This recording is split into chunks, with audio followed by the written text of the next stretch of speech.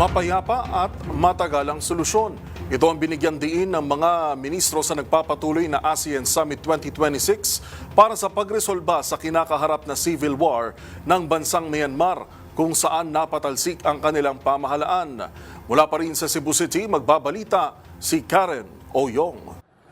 Muling pinagtibay ng mga foreign ministers ng Southeast Asian nations o ASEAN ang commitment na hanapan ng payapa at pangmatagalang solusyon ang kasulukuyang krisis sa Myanmar na nakakaranas ng civil war matapos patalsikin ng military junta ang kanilang pamahalaang sibilyan sa pangunguna ni Aung San Suu Kyi sa ginanap na closed-door meeting sa pagitan ng mga nabanggit na opisyal sa pangunguna ng designated Philippine ASEAN Chair Special Envoy to Myanmar na si Department of Foreign Affairs o DFA Secretary Maria Teresa Lazaro, kanyang inilahad ang naganap sa kanyang pagbisita sa Myanmar kamakailan, kung saan nakipagpulong siya sa mga civilian at military leaders ng naturang bansa. Sa kanyang ex-account, sinabi rin ni Lazaro na nagkaroon siya ng engaging discussion kasama ang kanyang mga ASEAN counterparts kasabay ng extended informal consultation on the implementation of the 5-point consensus ukol sa naturang issue. Pinag-usapan na rin sa naturang closed-door meeting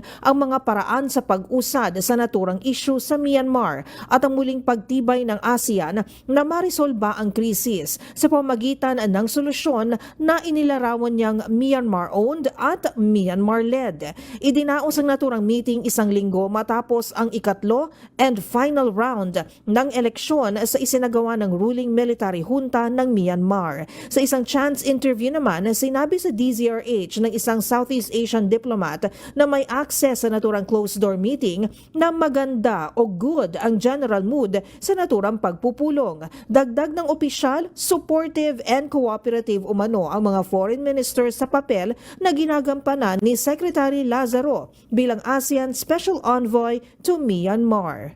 Mula sa Cebu, ako si Karen Oyong ng DZRH, nag-uulat para sa MBC TV Network News.